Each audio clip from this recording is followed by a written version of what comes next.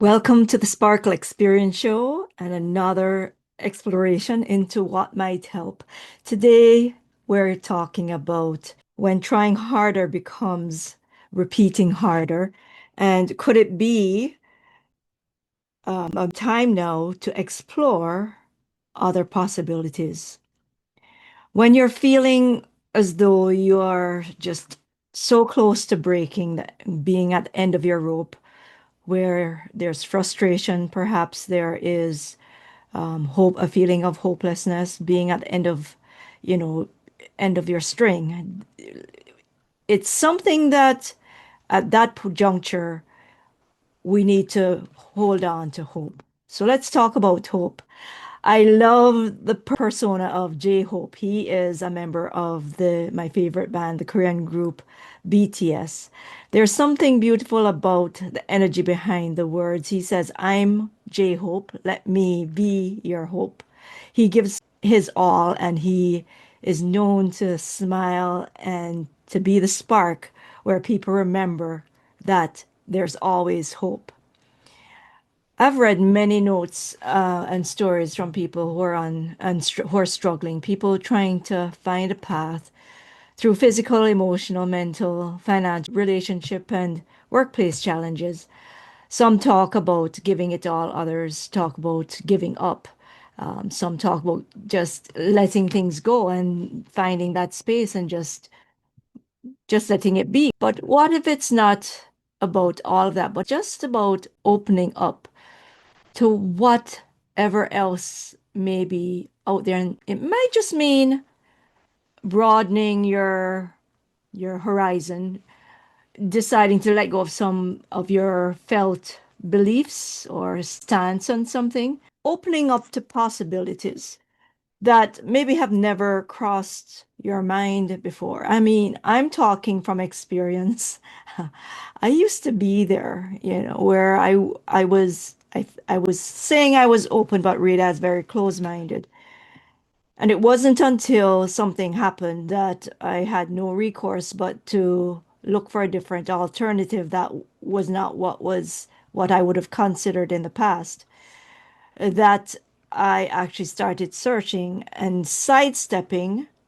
And I say sidestepping because it doesn't mean giving up on all the other things you hold true and hold as the way to go. It is about grabbing hold on maybe that sliver of hope, still doing what you're doing, but kind of looking in a slightly different direction and seeing what's there, even though you're not believing it or or not really thinking it is something that you want to do.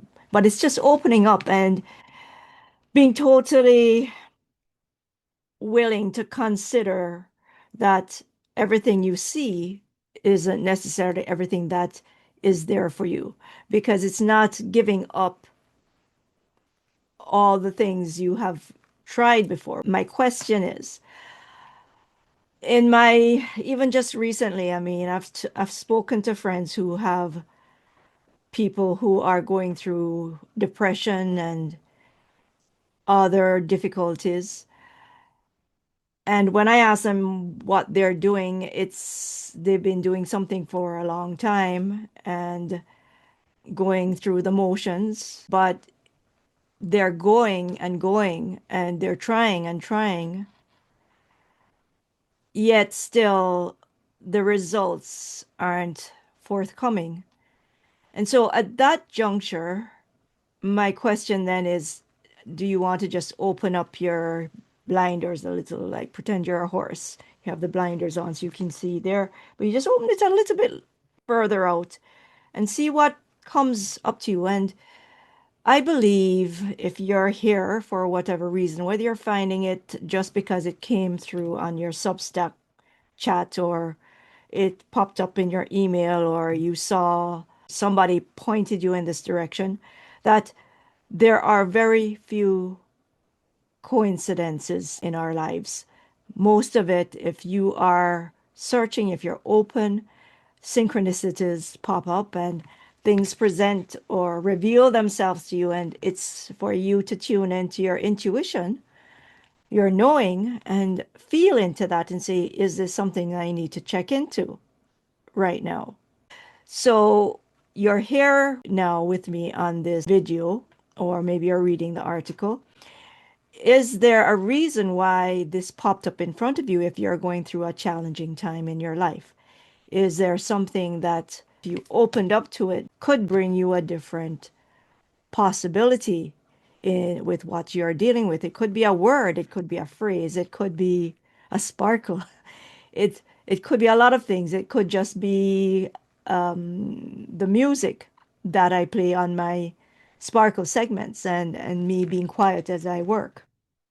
It could be a lot of things, but it's all about that opening up to something that may become visible when you stop pushing hard in the same direction. Because I've spoken to people, friends of mine even, and clients who say, well, I'm still doing that. And, I'm trying, doing the best I can, and I do it every day or whatever. So what are you doing every day, or really for how long? A month, a week, a year? And you're really, thinking that you're putting so much effort into it, you're still getting the same results or some results, but not anywhere close to where you had hoped it would take you.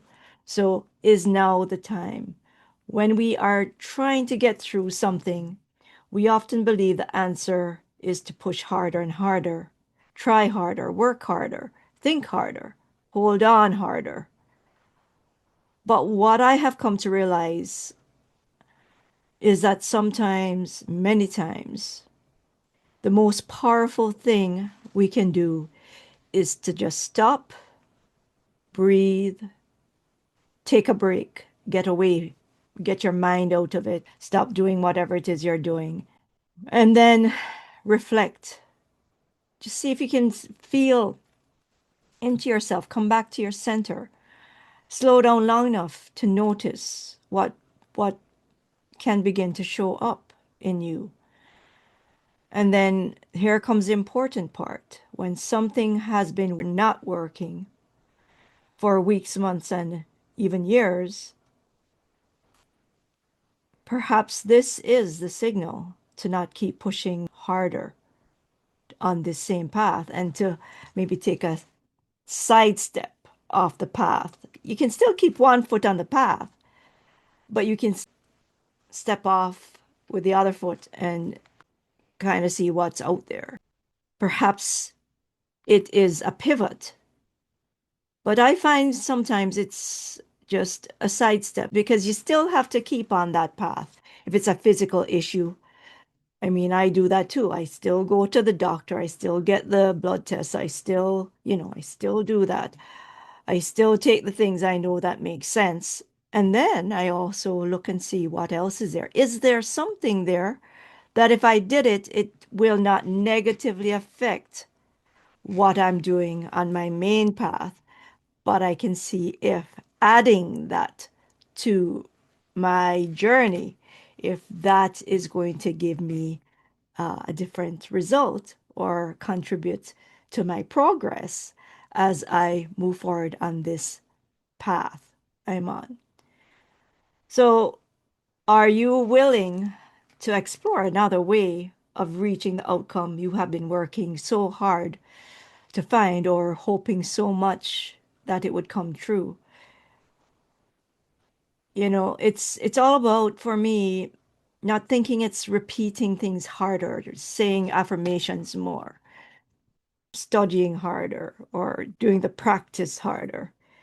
Perhaps it is just being willing to believe there's something else there that can add to what you're doing or contribute or complement. Not long ago, actually last week it was, I had a pre-call with a podcast host because, us podcasters, we sometimes appear on other people's podcasts. And Wendy, she said to me, you didn't mention Sparkle Chi when in your one-page bio. And I said, well, that's because I don't lead with that. And she says, but from what you have told me, on this call, you help people who are hurting and in a very magical way. You need to stop. If this is what lights you up, you need to stop asking or waiting for permission. You need to just find a way to do what it is you love to do and want to do. And she said, just do it. And so I'm not going to soften today what I usually tiptoe around in this message today because the meaning will disappear. So, what if you being here today is on the Sparkle Experience Show is to find this Substack body of work I've been creating up to now. And it is to see what a sparkle session can bring to you. What if it's not just a mere coincidence you happened here? And that it's not mine, perhaps it's my Jamaican accent, right? If you're wondering what that is, it is a Jamaican accent. I am from Jamaica, the West Indies, and I am Chinese, just to get that out of the way. But what if this is synchronicity, where you're here for a reason? And on that note, what I'm going to be putting up on my Substack are what I will call is a Sparkle pop-up, where if you're on Substack or you can get to it, I will, in the next week or so, I will give pop a note in Substack and I'll say I'm going to be going live on Substack for a Sparkle pop-up. And what that is going to be is a very quick introduction to what Sparkle Chi is, because I'll actually gift everybody there with a Sparkle Chi, a very short Sparkle Chi session, because clarity is possible with a very short sparkle even when you're connected on Substack or Zoom or in person or on the telephone, you can experience what sparkle is. People experience sparkle chi differently. Some notice something immediately, some notice something later, and some may not identify a particular sensation or notice anything at all. And all of those are perfect. There is nothing that you have to perform or prove or do when you come onto a sparkle session or a sparkle call. Whatever you notice is just fine. And on that note, that's all I wanted to cover today. I will be popping some more episodes, actually some clips and the full episode for my first of the series, What Comes After Sparkle, on my podcast. And that will be in the next few days. So just stay tuned, see what you see, notice what you notice.